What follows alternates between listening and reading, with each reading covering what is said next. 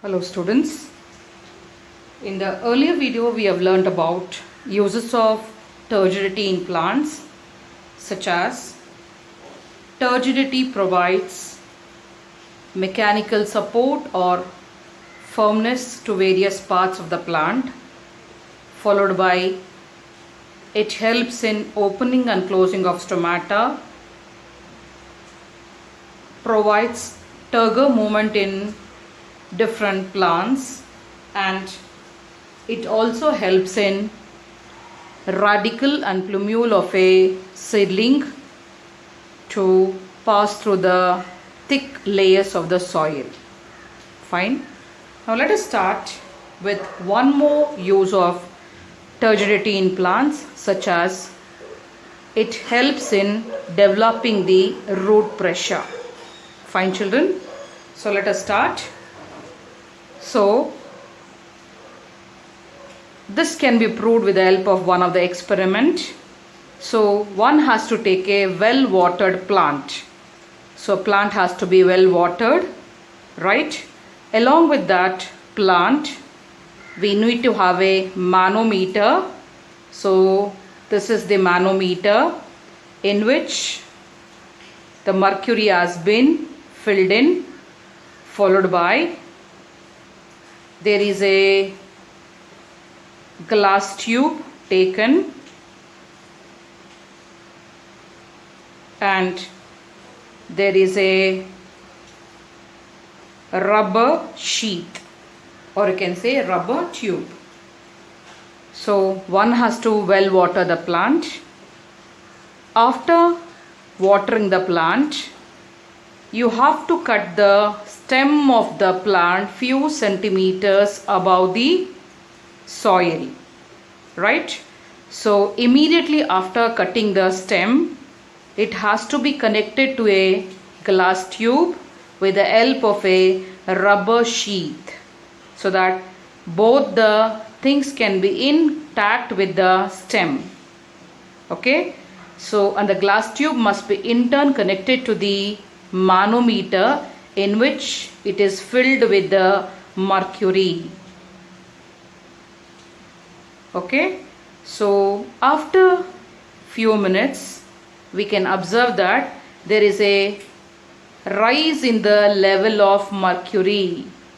There is a rise in the level of mercury because when the well watered plant is cut, the cell sap from the stem enters into the glass tube, in turn enters into the manometer which is filled with the mercury, thereby pushing the mercury to the higher level. So this indicates that the cell sap which is oozing out of the cut stem enables the mercury to push it up, which says that there was a root pressure developed in the roots. Is it clear? Now, so how do we define the word root pressure? In fact, when the roots are well watered, the root hair absorbs water, fine, thereby again the water enters into the next cell in the cortex. So from first cell it enters into the second cell, second to the third cell, finally passing through all these cells, what do we call it as a cell to cell osmosis occurs, and finally the water reaches the xylem tissue, and from there is an upward ascent of cell sap or an upward conduction of water through the xylem. Okay, so you can say that all these cells, that is a root hair, the cells of the cortex undergo cell to cell osmosis, or you can say there is a turgidity built up in these cells which helps in the movement of water from one cell to the other cell, finally reaches the xylem tissue, which further helps in the upward conduction of water in the plants. Is that clear? So thus you can say that because of the root pressure developed, there is a upward conduction of water. So how do we define the word root pressure? Okay, so root pressure can be defined as can be defined as it is the pressure developed in the roots. So root pressure is the pressure developed in the roots due to cell to cell osmosis, which helps in the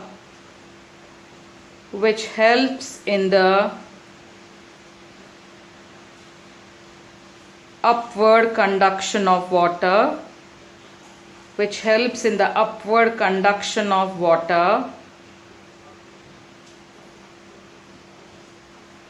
or you can say which helps in the upward conduction of cell sap, or which helps in the ascent of cell sap through xylem. Yes, so how do we define the term root pressure? So root pressure is the pressure developed in the roots due to cell osmosis, which helps in the upward conduction of water or helps in the ascent of cell sap through the xylem tissue. So we can say that because of the turgidity and flaccidity of these cells, one after the other, there is an upward movement of water through the xylem. Fine, children. So this is a definition which can be expected for about 1 mark. So it has to be learnt. Okay. So the key words are, it's a pressure developed in the roots. Why? Due to cell osmosis. So what is the use of this cell to cell osmosis? It helps in the upward ascent of sap through the xylem. So this is the section of the root hair, or section of the root, which can be expected for the logical sequence. Okay. So how do we have the arrangement of cells in the root? So this is the epidermal cells, or you can call it as an epidermis. So in the epidermis itself we have a root hair, and this forms the cortex. So after epidermis we find the cortex, and the cortex is made up of a parenchyma cells.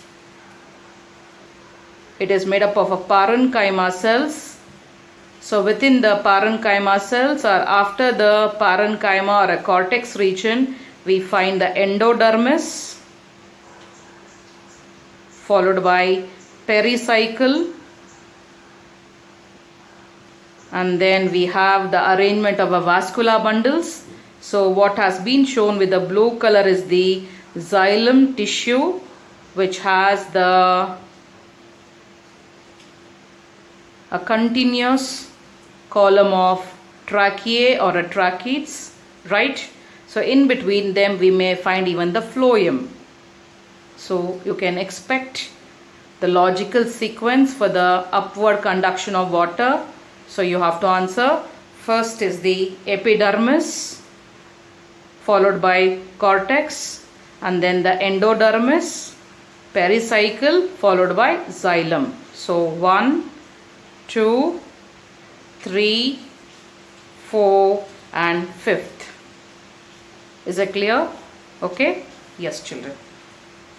Along with root pressure helping in the upward conduction of water through the xylem, this root pressure can also be seen in the herbaceous plants very clearly.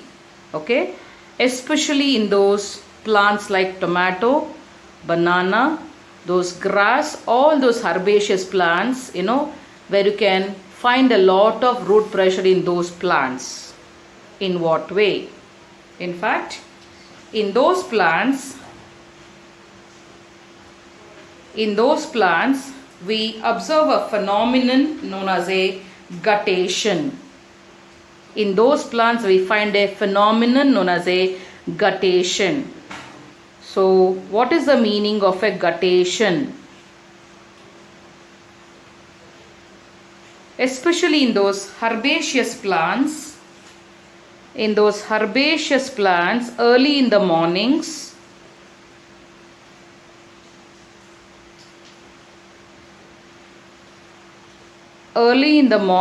one can find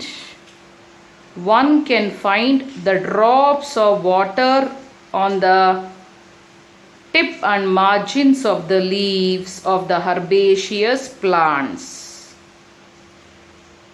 Is it clear? So this is not the dewdrops which is collected on the surface of the leaves in the winter season.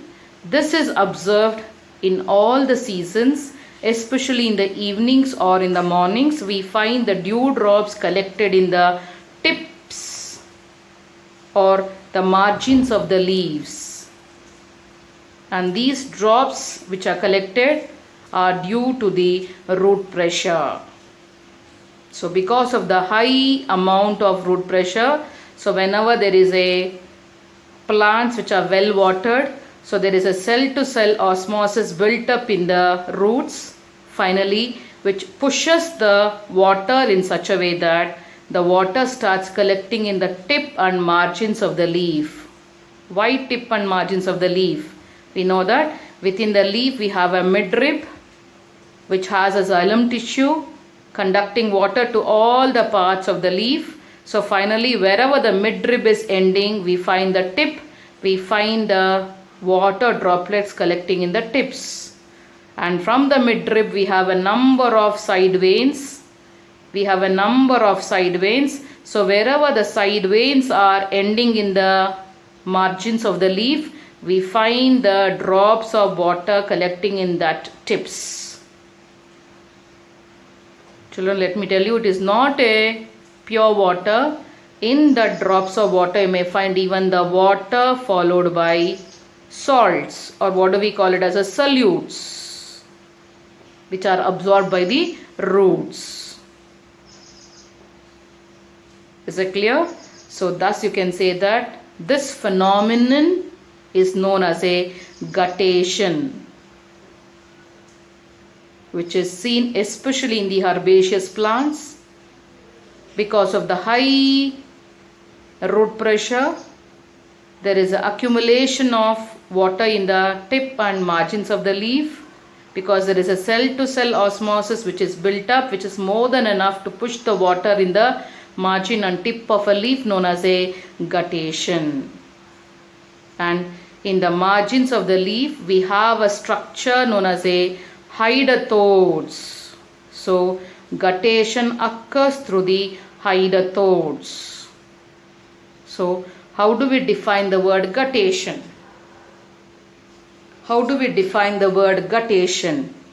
Right? So guttation is defined as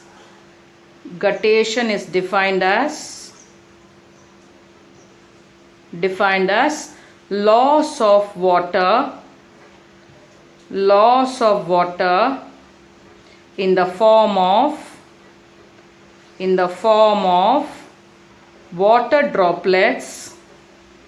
form of water droplets, okay, through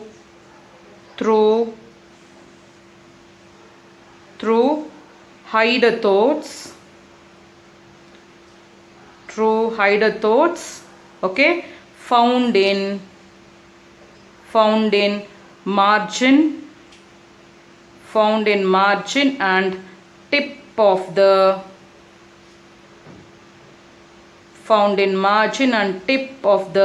leaves. Yes, children. So how do we define the word guttation? Guttation is defined as loss of water. Remember, it is a loss of water in the form of water droplets through the structures known as a hydatodes, which are found in the margin and tip of the leaves. So root pressure is sufficient enough to develop this pressure due to cell to cell osmosis, due to which there is a loss of water in the form of a droplets through hydrothodes. Is it clear? Okay.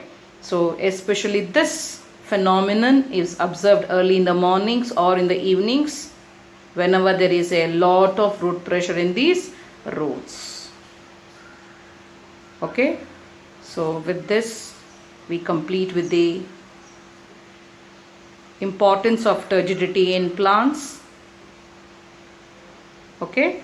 So in the next video, let us start with the experiments conducted in the plants to demonstrate various aspects. Thank you, children.